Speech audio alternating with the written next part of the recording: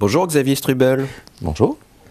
Vous êtes enseignant-chercheur en droit, spécialisé dans le domaine du numérique et doyen du corps professoral de Télécom École de Management.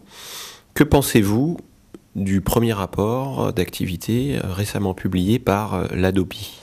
Donc la Hadopi a envoyé un peu moins de 500 000 lettres de recommandation et puis finalement a effectué un peu plus de 20 000 rappels.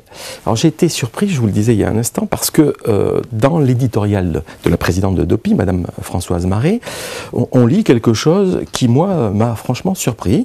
Elle dit en effet dans son éditorial qu'il y a des personnes, des parlementaires, de façon plus choquante, des fonctionnaires qui ont refusé de travailler avec cette institution.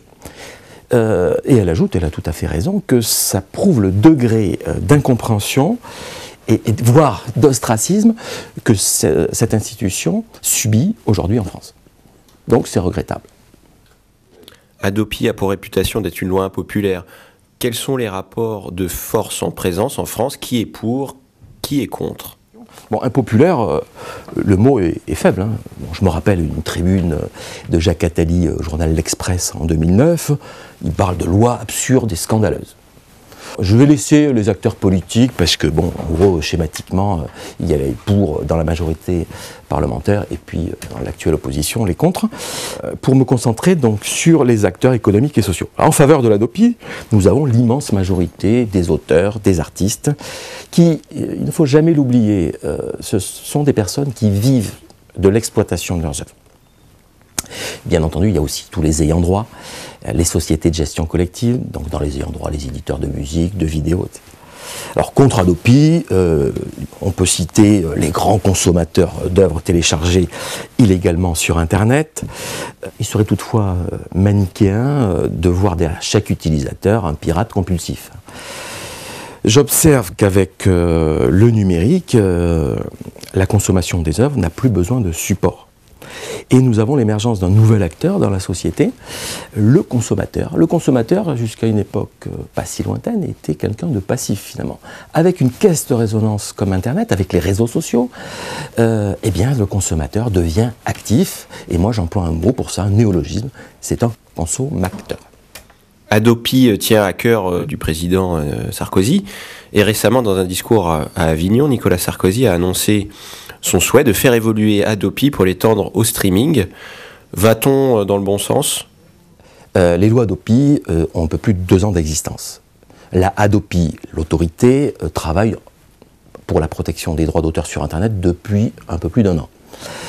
Elle rappelle à juste titre que dans son rapport d'activité, la loi du 12 juin 2009 ne limite pas le champ d'application de l'institution à une technique en particulier, mais précisément, la Hadopi peut agir pour l'ensemble des faits de contrefaçon commis sur Internet, quel que soit le procédé utilisé.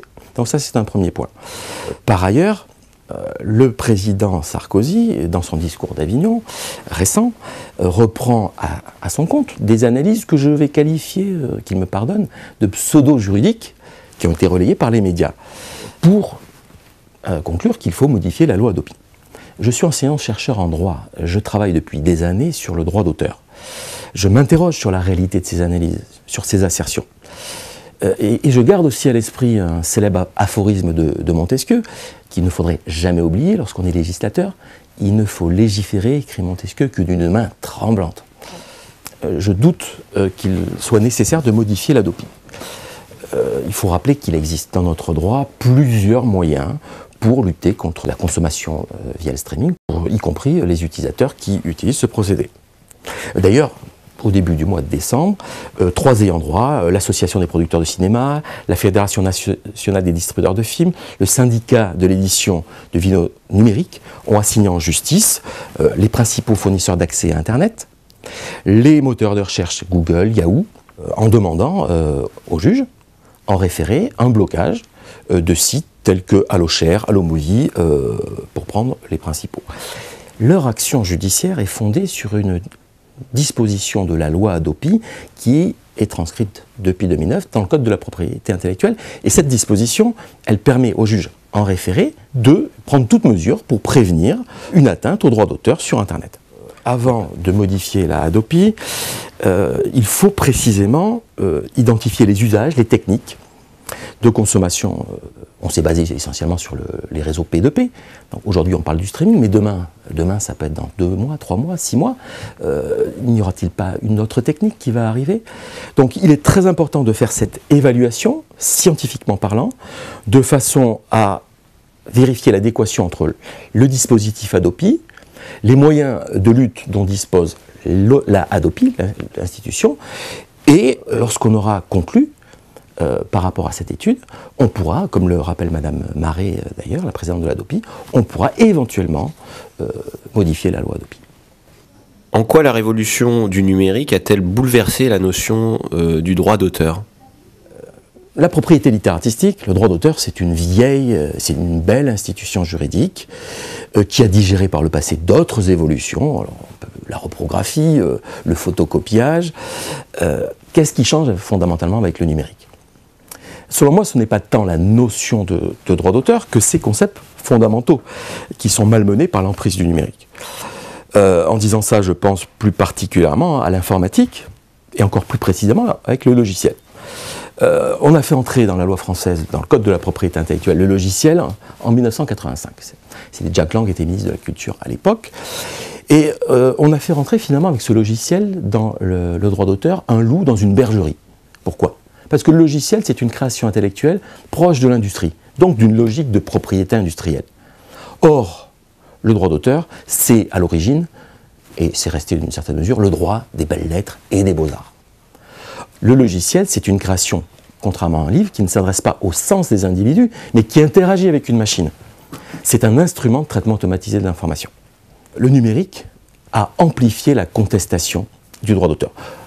Le droit d'auteur, la propriété intellectuelle a toujours subi des assauts, des contestations.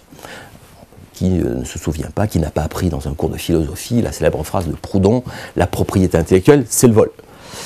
Un peu plus loin dans l'histoire, donc plus proche de nous, John Perry Barlow, cofondateur de l'Electronic Frontier Foundation, qui est resté célèbre dans le monde de l'Internet, écrivait dans sa célèbre déclaration d'indépendance du cyberespace, je le cite, « Vos notions juridiques de propriété, d'expression, d'identité ne s'appliquent pas à nous et elles sont fondées sur la matière. Dans le cyberespace, il n'y a pas de matière. » Existe-t-il d'autres moyens de rémunérer la création à l'ère numérique?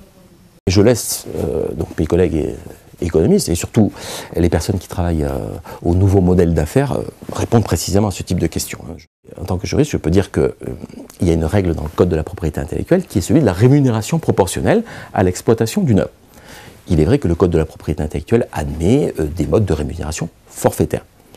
Alors plus directement par rapport à votre question, je me souviens qu'au moment de la loi de 2006, qu'on appelle la loi sur les droits d'auteur et les droits voisins dans la société de l'information, a été beaucoup débattu un mode de rémunération appelé la licence globale. L'idée c'était que le fournisseur d'accès à Internet encaisse une somme, on a évoqué 7 €, moyennant quoi l'internaute aurait pu télécharger jusqu'à plus soif tout ce qu'il veut sur Internet. Bon, finalement, lorsque la loi de 2006 a été adoptée, cette solution n'a pas été retenue. Nous verrons bien s'il y a un changement à l'élection présidentielle, si l'opposition parlementaire remet cette question à l'ordre du jour. Merci Xavier Strubel. Merci à vous.